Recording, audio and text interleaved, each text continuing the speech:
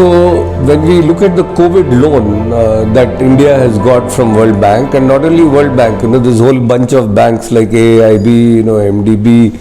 Yeah, this year's annual meeting of World Bank is particularly important, and many of us have decided to send a strong message to World Bank and also to other constituencies which are involved in this kind of operations.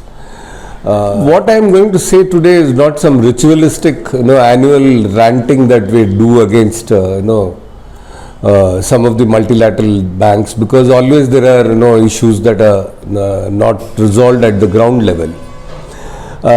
But there is a fundamental degradation that has happened to the whole quality of intake of any work that World Bank is doing.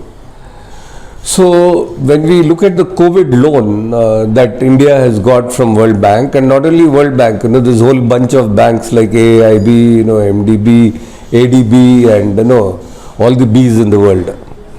So what has happened is that all of them, like a race to the bottom, have agreed to any terms and conditions.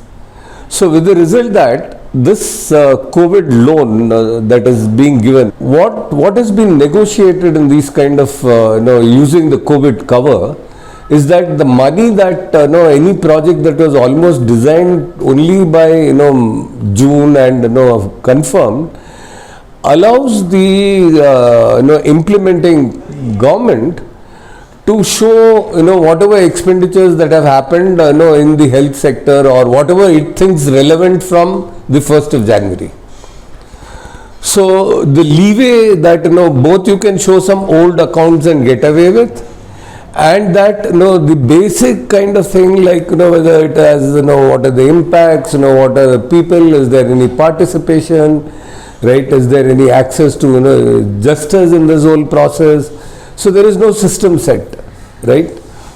So this is the next level of degradation that in this whole multilateral development banks lending has happened, and therefore today's message not only to World Bank and to other colleagues who work on World Bank and other multilateral banks is we have to stem this or get rid of them, because they are going to only perpetuate more misery, and now they are operating with another ruthless shoulder, that is the of the private sector, because much of the lending and expansion is happening through the private sector.